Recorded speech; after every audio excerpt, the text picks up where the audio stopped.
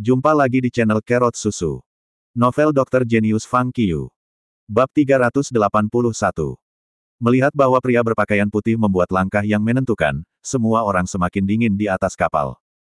Meskipun surga harta tergoda, dibandingkan dengan kehidupan mereka, harta itu tidak berarti apa-apa sama sekali.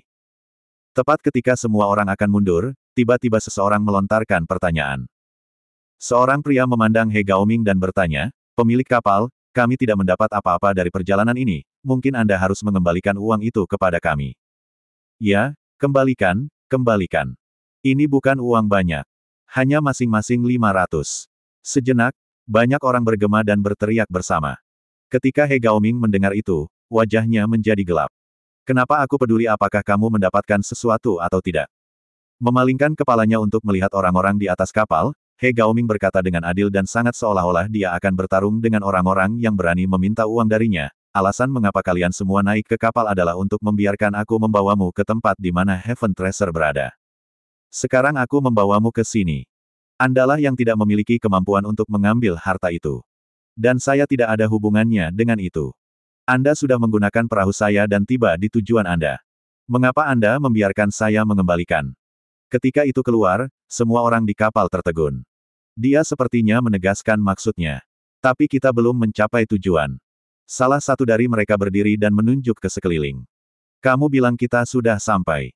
Lalu tunjukkan di mana surga harta itu berada. Kenapa kita tidak melihat apa-apa?" Mendengar itu, semua orang yang ada di kapal segera mengambil kesempatan dan kembali meminta pengembalian uang. Wajah He Gaoming gelap karena marah. Tidak hanya mereka tidak berani memprovokasi pria berpakaian putih, tetapi mereka juga melampiaskan kemarahan mereka kepada He Gaoming. Dia akan menyerang. Memang. Pada saat itu, pria berpakaian putih yang berdiri di atas kayu menatap He Gaoming. "Karena kita belum menemukan apa-apa, dan kamu belum membawa kami ke tujuan kami. Tolong saya, dan beri mereka pengembalian dana." He Gaoming sudah sangat marah. Tidak ada ruginya jika pria berpakaian putih tidak mengatakan apa-apa, tapi sekarang apa yang dia katakan benar-benar kesal He Gaoming. "Mengapa?" He Gaoming berteriak dengan marah. "Hanya karena kamu mengambil uang kami," kata salah seorang pria di atas kapal. "Sekarang setelah kamu menerima uangnya, kamu harus membawa kami ke tujuan kami atau mengembalikan kami." Ini hanya secara langsung mendorong He Gaoming ke mata badai. Jika dia terus berjalan dan membawa mereka ke surga harta karun, pria berpakaian putih pasti akan mencoba untuk berhenti dan bahkan menyerangnya. Jika dia memberi mereka pengembalian uang, maka semua upaya yang dia lakukan untuk mendapatkan uang akan sia-sia. Jawabannya adalah tidak. He Gaoming tidak akan pernah mau mengambil kerugian seperti itu. Lupakan tujuannya. Pergi saja. Pria berpakaian putih melambaikan tangannya, meminta He Gaoming untuk pergi bersama orang lain di atas kapal. Omong kosong. He Gaoming mendengus. "Aku tidak peduli apakah mereka tidak mendapatkan apa-apa. Siapa yang membuat mereka tidak mendapat apa-apa dan tidak bisa pergi ke tujuan? Bukan aku, ini kamu. Bahkan jika seseorang harus mengembalikan uang itu, kaulah yang harus memberikan uang kepada mereka. Anda membiarkan mereka mengejar angsa liar, tetapi sekarang mereka harus pergi karena Anda. Setidaknya Anda harus menanggung biaya perjalanan untuk mereka." He Gaoming meraung marah. Semua orang tercengang di tempat pertama. Mereka tidak berharap bahwa He Gaoming akan berani berbicara dengan pria berpakaian putih seperti ini. Ketika mereka merenungkan apa yang dia katakan, sepertinya He Gaoming hanya mengatakan yang sebenarnya. Karena mereka bersedia memberikan surga harta karun kepada pria berpakaian putih, masuk akal jika dia harus membayar untuk perjalanan mereka. Tentu saja, meskipun mereka setuju dengan apa yang dikatakan He Gaoming, tidak ada yang berani menggemakan kata-katanya. Pada saat yang sama, mereka juga berpikir bahwa pada akhirnya, seseorang berani menghadapi pria berpakaian putih. Menunggu pertunjukan, mereka sekarang semua mengalihkan perhatian dari pengembalian uang. Ditantang oleh He Gaoming, pria berpakaian putih tampak muram dan mendengus, "Tidak ada yang berani membiarkan saya membayar apapun." Suara mendesing. Dia melompat ke perahu He Gaoming dan menatapnya. "Kamu benar-benar tidak ingin mempertimbangkannya?" "Tidak." He Gaoming juga mendengus. Dia tidak takut mati. Selain itu, tuannya ada di sekitarnya. Dia percaya bahwa dia tidak akan hanya berdiri di pinggir dan membiarkannya mati. Haha. Pria berpakaian putih bergerak dan langsung menyerang ke arah He Gaoming. Dalam sekejap, Fang Qiu sudah melangkah di depan He Gaoming. "Tunggu." Fang Qiu segera berteriak padanya. Pria berpakaian putih itu tertegun dan langsung berhenti. Saya pikir Anda baru saja bertanya siapa lagi yang tidak setuju untuk memberi Anda harta karun surga, bukan? Fang Qiu bertanya. Iya. Pria berpakaian putih melihat ke atas dengan arogan. Saya. Fang Qiu menambahkan. Pria berpakaian putih itu berhenti, sepertinya tidak mengerti apa yang sedang terjadi. Saya tidak setuju untuk memberikannya kepada Anda, kata Fang Qiu berbeda. Di atas kapal, semua orang terkejut dengan kata-kata Fang Qiu. Mengikuti suara untuk melihat, mereka menemukan bahwa Fang Qiu adalah pria bertopeng. Siapa itu? Tiba-tiba, semua orang bingung. Haha, berbeda dari yang lain, setelah mendengar apa yang dikatakan Fang Qiu, pria berpakaian putih itu tiba-tiba tertawa keras. Dan Anda? Di atas kapal, seorang pria yang ingin tahu tidak bisa tidak bertanya pada Fang Qiu. John Du, jawab Fang Qiu. Semuanya membeku. John Du. Orang macam apa yang akan memiliki nama bodoh seperti itu? Awalnya semua orang menghina, dan kemudian mereka berhenti sejenak. Tiba-tiba, beberapa dari mereka mengingatkan diri mereka sendiri tentang pria misterius yang naik pada daftar pemimpin bela diri di forum online Wulin. Pria misterius itu juga dipanggil John Du. Keduanya memakai pakaian yang sama. Dengan mengingat hal itu, semua orang di kapal terkejut. Persetan. John Du. Pria misterius itu, John Du. Dia pria misterius. Apakah dia pria misterius yang naik dari 3123 ke 989, satu peringkat lebih tinggi dari pria berpakaian putih? Aku mendengar bahwa pria ini tampaknya hanya memiliki kekuatan marsial superior kelas 2, tetapi dia berhasil mengalahkan 5 hebat hutan bambu. Betulkah? Sejenak, semua orang di kapal mulai berdiskusi. Mendengar nama Fang Qiu, pria berpakaian putih itu menyipitkan matanya dan menatap Fang Qiu dengan hati-hati dari ujung kepala sampai ujung kaki. Aku hanya mencarimu. Benar-benar kejutan. Saya baru saja bertemu dengan Anda di sini. Anda hanya marsial superior kelas 2, dan peringkat Anda sebenarnya lebih tinggi dari saya. Saya ingin melihat kemampuan Anda. Menyelesaikan kata-katanya, pria berpakaian putih akan menyerang. Tetapi pada saat kritis ini, ada geraman. Tiba-tiba, aroma aneh memenuhi udara. Itu sangat kuat sehingga semua orang bisa menciumnya. Harta karun surga sudah matang. Di atas kapal, seorang pria tiba-tiba berteriak, menunjuk ke arah danau tidak jauh di depan pulau. Ini buah ruj. Mendengar itu, semua orang melihat ke arah. Di tengah pulau, ada tanaman seperti pancing. Di bagian atas tanaman tergantung buah dengan cahaya merah muda, yang seperti umpan dipancing. Buahnya hanya seukuran ibu jari. Pada pandangan pertama, itu tampak seperti bola merah muda. Jika mereka melihat lebih dekat, mereka akan menemukan bahwa di tempat di mana buah dan batang terhubung, ada beberapa pola perak seperti rantai. Semua orang tidak bisa menahan kegembiraan saat mereka melihat surga harta karun. Beberapa dari mereka siap untuk mengambilnya. Berdengung. Tepat pada saat ini, tiba-tiba ada semburan air. Di danau di depan kapal, airnya melonjak, menciptakan pusaran besar. Inilah binatang penjaga, seseorang berteriak. Mereka yang tidak begitu kuat segera terbang menuju pantai dengan panik ketika mereka merasakan faktor yang mudah tersinggung. Sementara itu, pria berpakaian putih dengan dingin melirik Fang Qiu dan kemudian melihat danau di depannya. Boom, begitu dia berbalik, gelombang air yang tingginya sekitar 2 meter naik dari pusat edi. Kerumunan itu diambil kembali. Air mencapai ketinggian 5 meter dan kemudian jatuh, membasahi semua orang di atas kapal. Fang Qiu dan pria berpakaian putih langsung menyalurkan ki internal mereka untuk memblokir air. Saat air menyebar, bayangan besar tiba-tiba muncul sebagai perahu layar di laut yang luas. Itu keluar dari danau. Semua orang membeku ketika menyaksikan sosok itu. Bayangan besar itu ternyata adalah kura-kura besar dengan cangkang 10 meter dan lebar 8 meter. Setiap cakarnya memiliki panjang sekitar 1 meter, yang sangat tajam seolah-olah terbuat dari baja. Pah! Ia melompat dan jatuh kembali ke air. Kura-kura raksasa mulai mengaduk air di danau, menyebabkan gelombang besar yang mengguncang perahu. Itu sangat kuat sehingga kapal akan terbalik.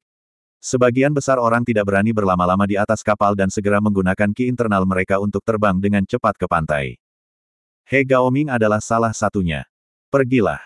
Pria berpakaian putih segera melompat dari kapal dan meraih tangan 4 wanita cantik yang akan jatuh, membawa mereka ke pantai. Sementara itu, kura-kura muncul lagi. Kali ini, alih-alih gelombang air, itu menciptakan tirai air besar yang akan membungkus pulau itu, tempat Heaven Treasure ditanam. Tidak, Fang Qiu mengucapkan sepatah kata. Dia segera bergegas menuju tirai air, mencoba untuk sampai ke pulau itu sebelum benar-benar menutupinya. Pria berpakaian putih juga memperhatikan ini, jadi dia mendorong para wanita ke pantai di udara dan langsung bergegas menuju tirai air. Sekali lagi, kura-kura besar tiba-tiba jatuh ke pulau seperti gunung.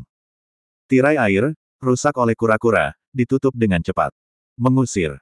Mengambil kesempatan, Fang Qiu segera meledakkan semua kekuatannya dan berlari ke pulau sebelum tirai ditutup. Tirai air sudah benar-benar tertutup pada saat White Dress Man bergegas masuk. Buka! Dia meraung. Pria itu dengan keras menabrak tirai air. Tidak peduli seberapa kuat dia, serangannya akan langsung dibubarkan oleh arus. Tidak peduli seberapa keras dia berusaha, dia tidak bisa memecahkan tirai air, yang membuatnya marah.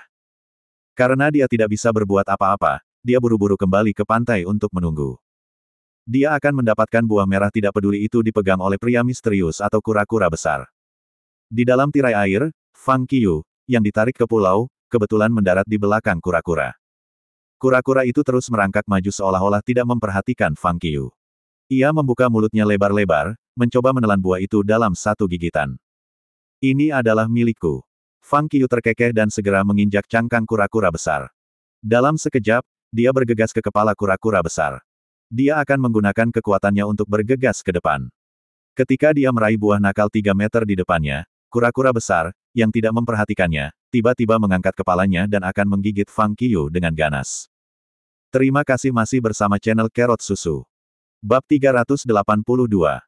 Bas, di bawah kaki Fang Qiu, mulut besar kura-kura itu mengintimidasi. Fang Qiu tidak mendengar raungan kura-kura, tapi dia mendengar suara mendengung besar yang keluar dari mulutnya seolah itu adalah lubang tanpa dasar. Untungnya, Fang Qiu adalah seorang guru. Desir.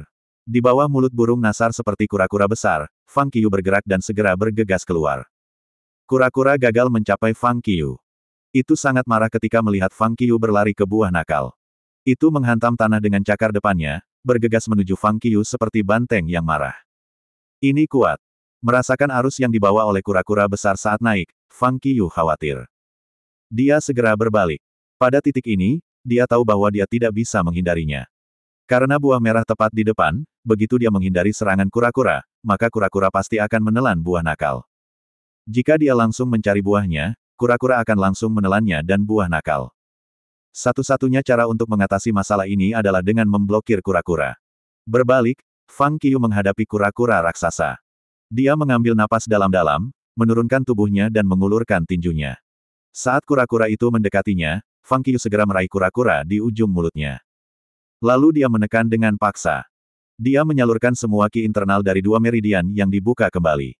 Dengan kekuatan yang luar biasa, kura-kura terlempar ke sisi lain. Ini sangat kuat. Fang Qiu diambil kembali. Serangan kura-kura itu sekitar kekuatan marsial superior kelas 6. Apalagi mereka masih di pulau itu. Jika mereka berada di air, kura-kura raksasa ini mungkin bisa menunjukkan kekuatan marsial superior kelas 7. Namun, meskipun itu adalah marsial superior kelas 6, itu tidak akan menjadi masalah bagi Fang Qiu. Melemparkan kura-kura raksasa ke satu sisi, Fang Qiu tidak lagi ingin dilibatkan, tetapi langsung berbalik untuk mengambil buah nakal. Kemudian dia langsung terbang keluar. Kura-kura menjadi gila karena melihat itu. Namun, tampaknya kura-kura itu tidak tahu bagaimana mengaum.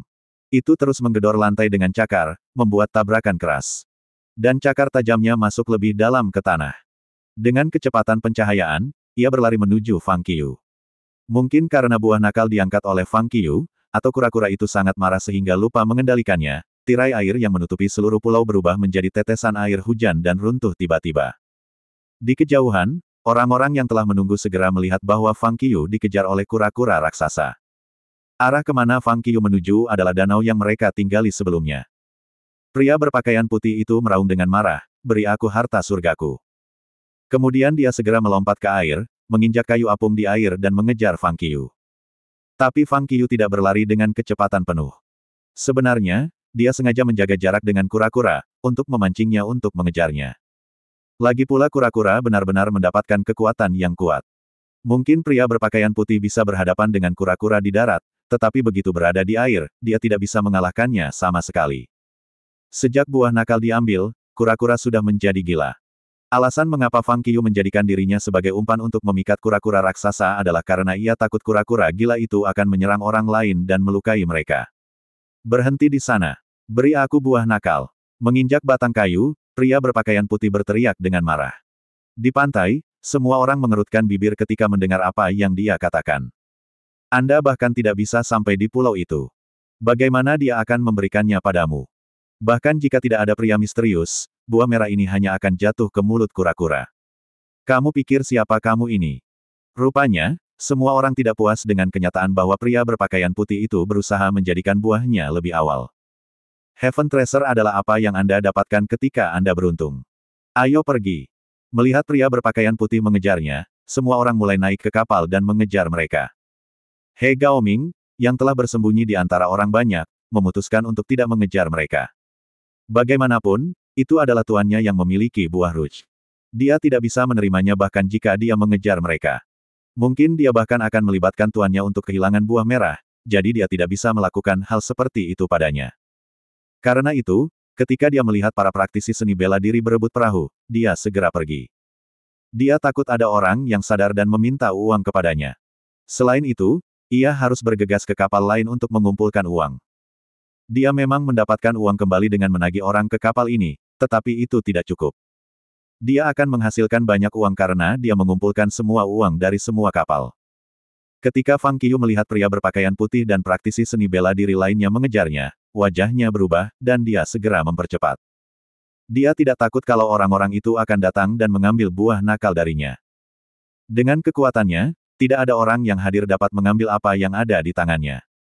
Yang dia khawatirkan adalah bahwa orang-orang ini hanya akan terluka atau bahkan dibunuh oleh kura-kura raksasa jika mereka mengejarnya secara membabi buta.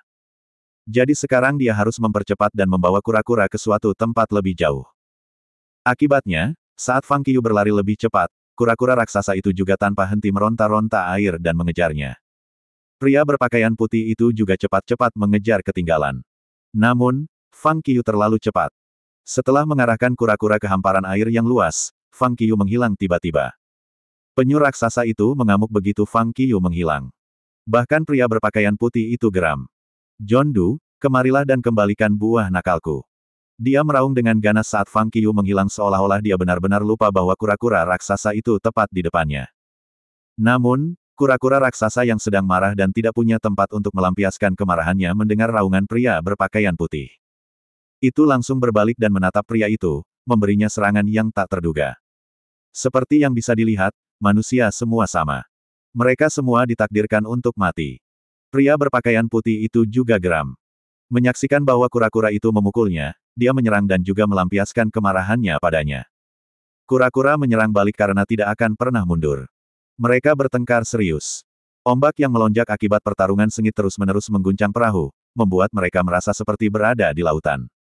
Melihat monster raksasa dan pria berpakaian putih masuk ke pertempuran sengit, orang-orang tercengang. Pria yang mengemudikan perahu sudah melambat sebelum dia menyadarinya. Kembali. Pada titik ini, sebuah suara muncul entah dari mana. Kerumunan mengikuti suara itu dan melihat ke atas. Sosok gelap tiba-tiba muncul di depan mereka. Itu adalah pria misterius. Ketika mereka melihat sosok gelap itu, semua orang hanya bisa terkesiap. Kura-kura raksasa sudah gila. Bahkan pria berpakaian putih tidak bisa mengalahkannya. Anda hanya menggali kubur Anda sendiri jika Anda mencoba menghadapinya. Pergi sekarang juga sebelum kamu terluka. Fang Qiyu memperingatkan mereka sebelum dia berbalik. Mengusir. Pada saat ini, seorang pria parubaya tiba-tiba terbang keluar dari kapal seperti senjata tersembunyi. Dia berlari langsung ke Fang Qiyu dengan kecepatan yang sangat cepat. Melihat lebih dekat, pria itu adalah orang yang memposting pesan itu di forum online Wulin. Dia sangat cepat dan gesit. Namun, Fang Qiyu jauh lebih cepat darinya. Akan terlalu bodoh jika seseorang ingin berpacu melawan seorang guru. Saat dia sedang maju, Fang Qiyu berbalik dan menggerakkan kaki kanannya. Ketika pria itu menerjangnya, dia menendangnya tepat di dada dan membuatnya jatuh ke danau. Pada saat itu, pria parubaya itu tercengang. Kecepatan dan ketangkasan adalah keahliannya sendiri. Namun, dia tidak menyangka bahwa dengan kecepatan seperti yang dia miliki, pria misterius itu masih bisa bergerak lebih cepat darinya. Terlebih lagi, dia bahkan tidak menyadarinya sebelum dia ditendang langsung ke danau. Pria misterius ini memang berbakat. Siapa lagi yang menginginkannya? Fang Qiyu bertanya, berbalik untuk melihat kerumunan di atas kapal. Mendengar itu, semua orang terdiam. Ah! Tiba-tiba, di atas kapal, seorang pria yang menutupi mulutnya berteriak sambil menunjuk kaki Fang Qiu. Kerumunan melihat tempat yang ditunjuknya. Kemudian mereka akhirnya memperhatikan bahwa pria misterius itu sedang menginjak permukaan air, yang tampak seperti dia berada di atas tanah. Hanya seorang guru yang mampu berdiri di atas air seperti itu. Dalam sekejap, para praktisi seni bela diri terkejut. Di atas air, Fang Qiu tidak menjelaskan apapun kepada mereka. Bahkan, marsial superior kelas 7 yang mendapat ki internal yang cukup akan dapat melangkah di atas air. Tidak seperti terbang di udara, air adalah hal yang praktis sehingga orang dapat benar-benar merasakannya. Dengan bantuan ki internal, tidak sulit untuk menginjak air. Namun, tanpa bantuan dari alat-alat praktis, hanya guru yang bisa terbang di udara. Mendengar tidak ada jawaban dari siapapun, Fang Qiu tidak repot-repot tinggal di sana, jadi dia berbalik dan menghilang dalam gelap. Sial, pria itu adalah seorang guru. Pria misterius itu adalah seorang guru. Tidak heran dia begitu kuat. Orang-orang berseru. Mulai perahu dan keluar dari sini. Pada titik ini, seorang pria berteriak dari kejauhan. Tepat ketika pria itu menyelesaikan kata-katanya, orang banyak melihat bahwa pria berpakaian putih melarikan diri dengan panik. Penyu raksasa itu sudah benar-benar marah. Itu mengaduk danau seolah-olah baru saja melewati badai yang dahsyat. Melihat apa yang terjadi, tidak ada yang berani tinggal di sana lagi. Mereka semua bergegas pergi. Setelah praktisi melarikan diri, He Gaoming, yang telah pergi terlebih dahulu, diam-diam kembali setelah menerima uang dari semua kapal. Dia perlu mengambil perahu kembali dan mengembalikannya kepada pemilik. Lagi pula, integritas adalah yang utama dalam hal bisnis. Kura-kura raksasa semakin marah setelah mengaduk air karena tidak punya tempat untuk melampiaskan amarahnya. Oleh karena itu, ia menuju ke pantai seolah-olah akan menyerang di darat juga. Begitu kura-kura itu mendarat, sebuah dengusan terdengar dari langit. Fang Qiu sudah terbang di depannya. Memukul, memukul, memukul. Kura-kura raksasa memukul tanah dengan kaki depannya dan memukuli air dengan kaki belakangnya, siap untuk menyerang Fang Qiu. Ayo, kalau bisa. Fang Qiu berteriak, melepaskan semua kekuatan sebagai seorang guru dan dengan keras menekan kura-kura. Ketika itu terjadi, kura-kura itu langsung bersujud di lantai seolah amarahnya telah hilang. Alih-alih menggedor, ia menarik kepalanya kembali ke dalam cangkang. Aku tidak akan mengampuni kamu jika kamu berani membunuh siapapun. Fang Qiu memperingatkannya dengan serius. Saat Fang Qiu menyelesaikan kata-katanya, kura-kura raksasa mengulurkan kepalanya untuk melihat Fang Qiu, lalu segera memutar kepalanya dan melarikan diri. Sekarang ia hanya ingin berlari sejauh mungkin karena manusia di udara ini sangat menakutkan.